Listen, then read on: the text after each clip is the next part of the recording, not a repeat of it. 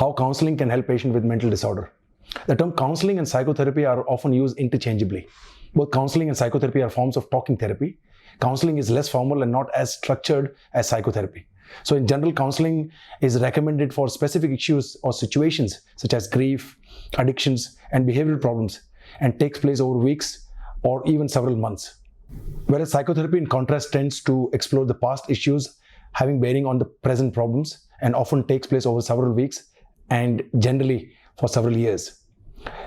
In reality, there is a great deal of overlap between counseling and psychotherapy. It's important to understand that a psychotherapist can provide both counseling and psychotherapy, but a counselor generally don't offer structured and formal psychotherapy. Technically speaking, a counselor means an advisor. Therefore, counseling is a process of listening and offering advice. It involves two people working together to solve a problem. For example, financial counseling or spiritual guidance, both are types of counseling. Likewise, talking to a health professional and seeking advice for the problems is a type of health counseling.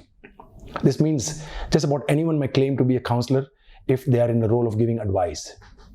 In context of mental health, counseling is usually used to denote a relatively brief intervention that is focused primarily on symptoms or problematic behavior. A counselor targets a particular symptom or problematic behavior and offers suggestion to deal with it.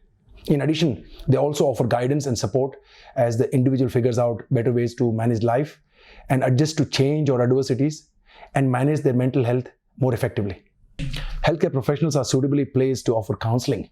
They are trained and even experienced by the virtue of their day-to-day contact with a wide array of individuals with a wide array of problems. So while offering healthcare counseling, it is critical to prioritize a deeper understanding of emotional reaction to both physical as well as psychological episodes. Overall, what is more important is to offer a helpful ear, listen deeply, and empathically address problems in ways that rekindle hope and enhance functioning. Now, there are many different types of counseling, such as marriage and family counseling, besides grief, addiction, and substance abuse counseling.